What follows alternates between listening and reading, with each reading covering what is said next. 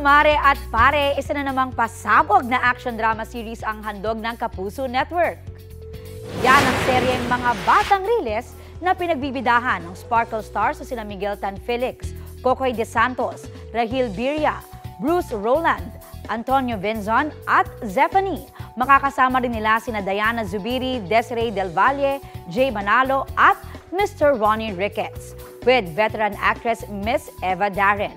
Present sa story conference si GMA Entertainment Group Senior Vice President Lilibet Gira Sanable at Assistant Vice President for Drama Helen Rose Sese.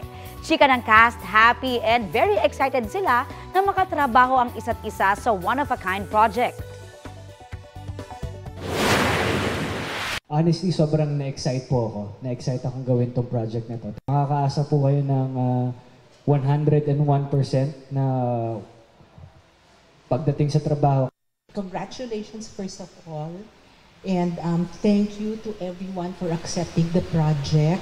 Thank you of course to our very talented creative team na alam naman natin bibigyan kayo ng napakagandang storya na aabangan gabi-gabi. Sige ka! Sige! Wala akong pakialam! Hindi ka naniniwala sa akin? I'll show you! I'm doing this! Tatalon ako! Isasama kita! Sige na!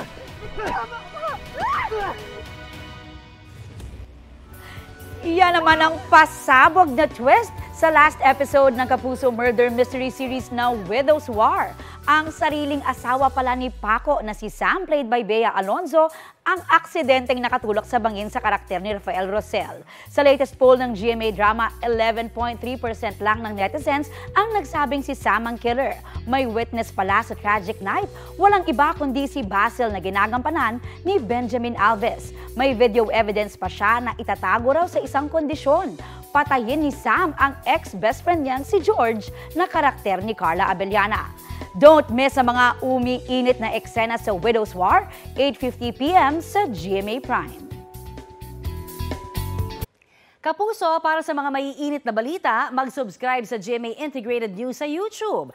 Sa mga kapuso naman abroad, subaybayan nyo kami sa GMA Pinoy TV at sa www.gmanews.tv.